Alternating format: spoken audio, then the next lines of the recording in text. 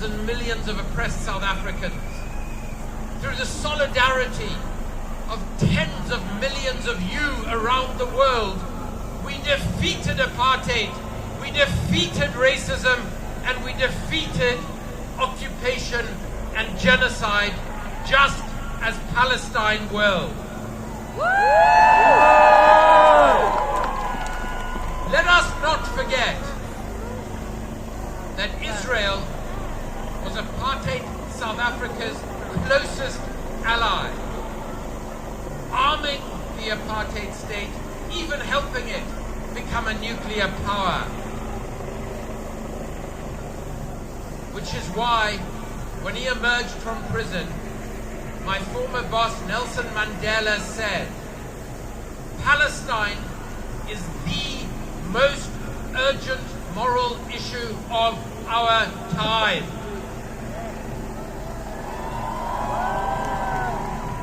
He also said, after emerging from 27 years in apartheid jail, and I want you to finish this sentence with me, our freedom is incomplete without the freedom of the Palestinian people.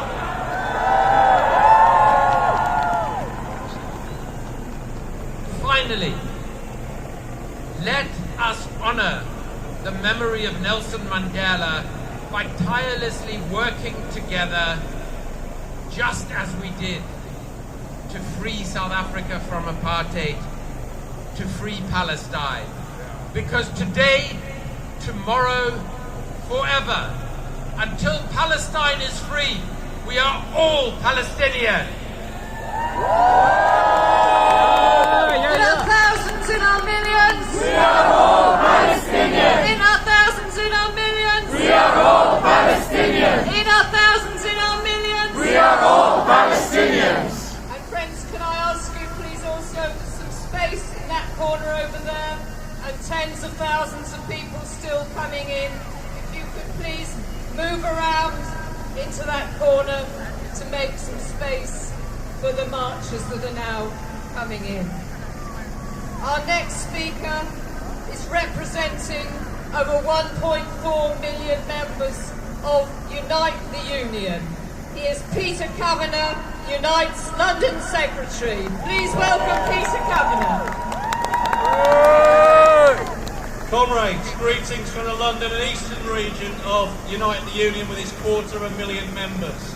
Bus drivers, bin men, hospital workers, dockers.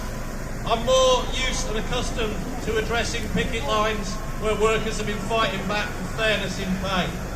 But my union has a proud and long history of internationalism, standing shoulder to shoulder with people fighting back against oppressive regimes in Colombia, in Venezuela, in South Africa, in Namibia, and of course in Palestine. Every year we send a delegation over to Palestine to meet Palestinian trade unionists and people fighting for justice. And every one of the marches, every one of the 7 marches, I'm proud to say, our Unite the Union London and Eastern banner, which is at the back of the square there, has been on it. We're always going to stand with the people of Palestine. Comrades, we watch from afar on social media, on mainstream media, on Al Jazeera, the horrors, the murders, the massacres, the razing to the ground, and we shudder, we recoil, because we can. But if you are a 3-year-old infant in Gaza with a 2,000-pound bomb targeting you, your family, your communities, your people, you cannot recoil. This is not self-defense, this is massacre.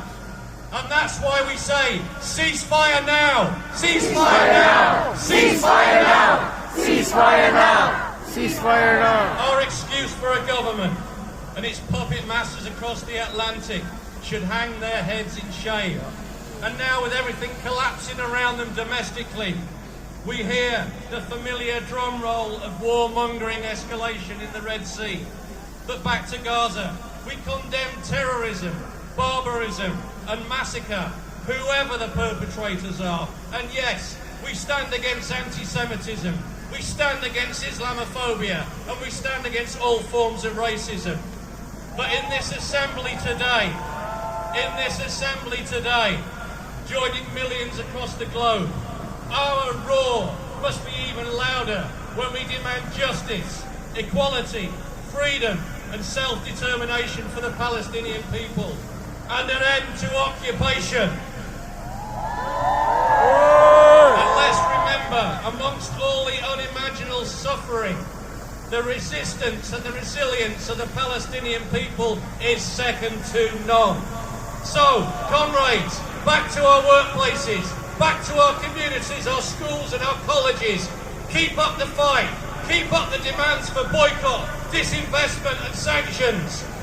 And let's raise our voices to these leaders of this poxy country, this government that is letting this suffering happen. Let them hear